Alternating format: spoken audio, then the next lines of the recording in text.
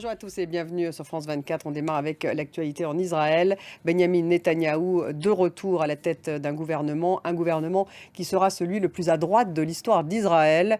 Le Likoud a conclu un accord de coalition avec le parti sioniste religieux après avoir conclu un accord avec un autre parti d'extrême droite. Le chef du parti sioniste religieux occupera le poste de ministre des Finances et le chef de file de forces juives, celui de ministre de la Sécurité publique, Héloïse Mélan. Sachez que les forces israéliennes ont tué un Palestinien soupçonné de lien avec le Hamas lors de heurts nocturnes en Cisjordanie. Actualité en Afrique avec en Côte d'Ivoire la prison à perpétuité qui a été requise contre 4 accusés de l'attentat djihadiste de la ville balnéaire de Grand Bassam. Moscou dénonce une absence de volonté d'écouter la Russie après la visite de Volodymyr Zelensky aux États-Unis. Et Volodymyr Zelensky a rencontré le président Douda en Pologne à son retour des États-Unis.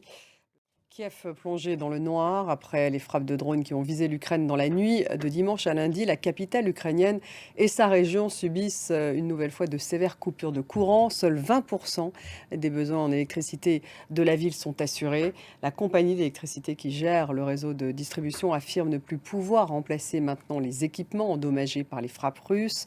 À Kiev, vous allez voir ce reportage de nos envoyés spéciaux. En Afghanistan, un petit groupe de femmes a organisé à Kaboul une manifestation pour défier le régime taliban qui leur a interdit d'étudier à l'université. Dans le reste de l'actualité, au Népal, Charles Sobrage doit sortir de prison. Le tueur en série français qui a commis plusieurs meurtres à travers l'Asie dans les années 70 et a inspiré la série Netflix Le Serpent doit être libéré pour des raisons de santé. Le tueur en série a besoin d'une opération à cœur ouvert. On fait le point. Et on termine avec cette tournée d'adieu d'Emir Kusturica et de No Smoking Orchestra. Après plus de 2 décennies de concerts à travers le monde, le réalisateur et musicien franco-serbe décide de raccrocher sa guitare et de mettre un terme à sa carrière avec le No Smoking Orchestra. C'est à l'Olympia ce mercredi que la formation présente son ultime concert. Siko Kusturica est surtout connu pour son travail de cinéaste. Il s'illustre également, vous allez le voir, par une carrière réussie comme musicien.